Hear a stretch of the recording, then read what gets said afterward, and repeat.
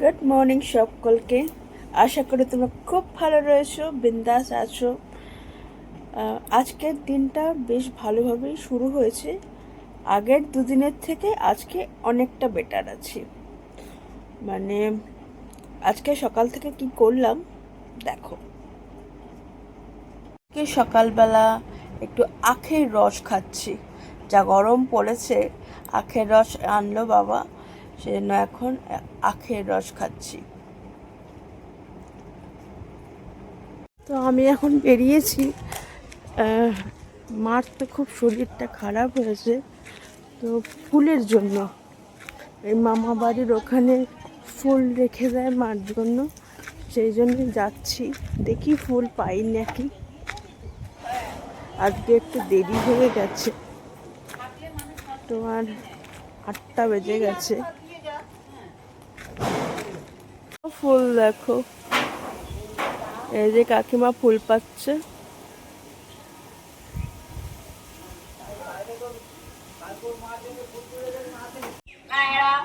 কাজ মোটা ঘর মোটা ধুলিয়ারা লাইবে ধুলিয়ারা লাইবে ধুলিয়ারো ধুলিয়ারো লাইলরে যেটা লাইবে রেলিয়ারা লাইবে। হাঁড়িতে ভাত হচ্ছে, অন্য দিন ডেচকিতে ভাত হয়। কেন যেন আজকে হাঁড়িতে ভাত হচ্ছে। আজকে লোক সংখ্যা বেশি। ওই আমার রাজা মামারা আজকে শিফট হবে, ওই জন্য যেহেতু শিফট হবে ফ্ল্যাটে, ওই জন্য আজকে বলেছে যে মা ওদেরকে খাওয়া দাওয়া করার জন্য বলেছে। বিকজ ওরা কীভাবে রান্না বান্না করবে, সময় পাবে না। তো ওই জন্য দুপুরবেলা ওদেরকে খেতে বলেছে। তো এখন আজকে বাবাই ভাত বসিয়েছে, তো এখন ভাত হচ্ছে।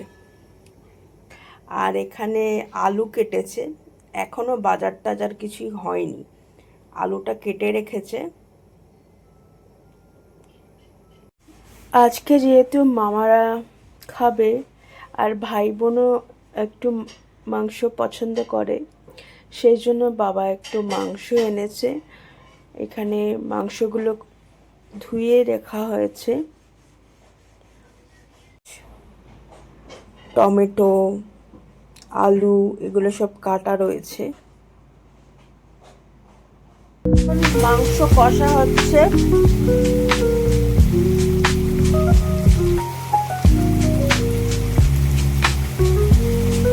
একটা সুন্দর গন্ধ বেরোচ্ছে আস্তে আস্তে।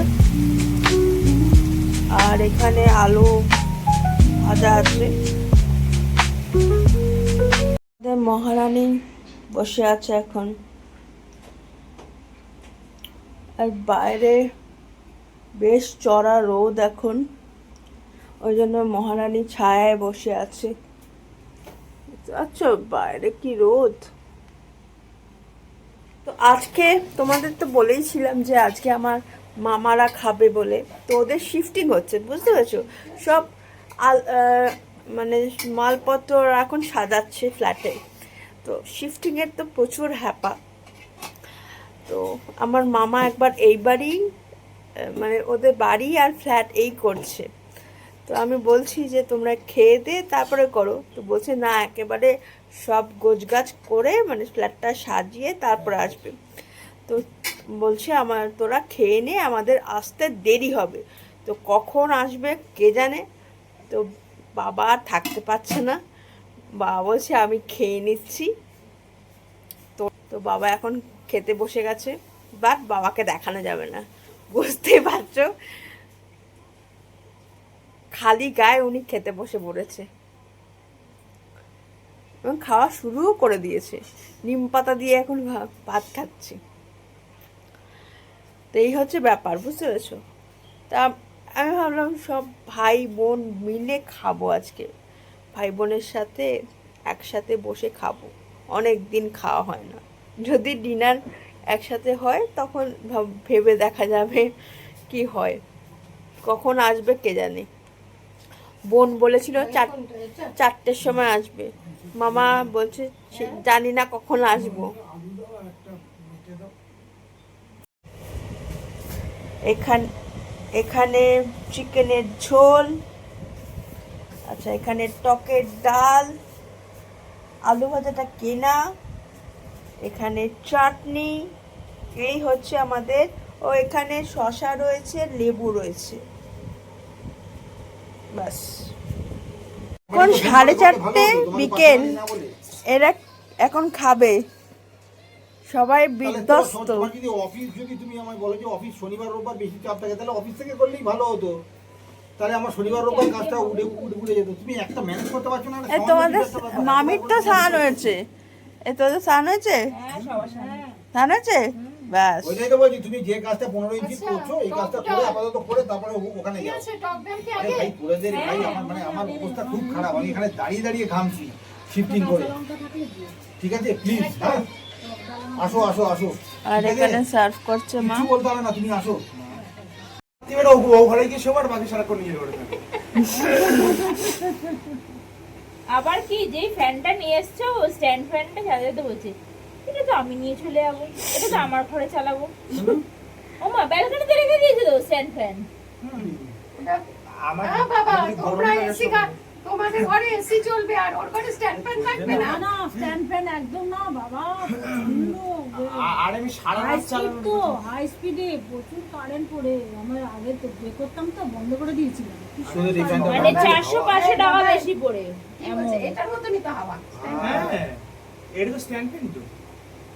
কিন্তু দেখ, আমাদের ওটা তোর বড্ড কষ্ট electric কেউ পড়ে। বুঝছে না। ভীষণ কারেন্ট পড়ে। ভীষণ কারেন্ট পড়ে, ওটা বেশি কারেন্ট পড়ে। দেখ তোর সাথে কি করছে, তোর কষ্ট কেউ বুঝছে না। তোর কষ্টটা কি জানি তোমার এই টেবিলের কভারের কেটে যায় না গো? কেটে যায়। আমার কোনদিন কি ছাড়া ছাড়া এই তো কেটে গেছে, এই সাইডটা কেটে গেছে।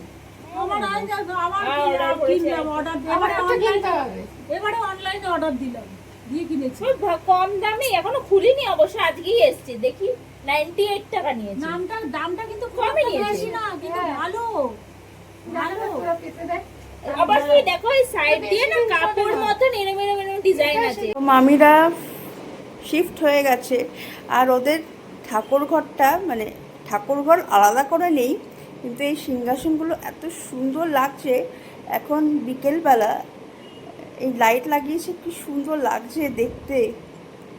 আমি ঢুকে দেখছি সিংহাসন দুটো এবারেই কিনেছে, এবছরই কিনেছিস? হ্যাঁ এই কালী পুজোর সময় হ্যাঁ, এত সুন্দর লাগছে। আর ঠাকুরগুলোকে মামি বললো যে পরিষ্কার করেছে। এগুলো হচ্ছে মার্বেলের না, ঠাকুরগুলো পাথরের। লোকনাথ বাবা আর রাম ঠাকুর।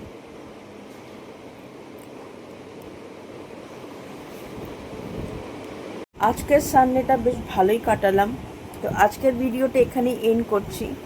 যদি ভিডিওটা ভালো লাগলো তাহলে প্লিজ সাবস্ক্রাইব করবেন আমাদের জীবনকে। আরেকটা ভিডিও নিয়ে কালকে আবার আপনাদের সাথে দেখা হচ্ছে। সবাই সুস্থ থাকবেন, ভালো থাকবেন, যত্ন নেবেন নিজের। Bye bye.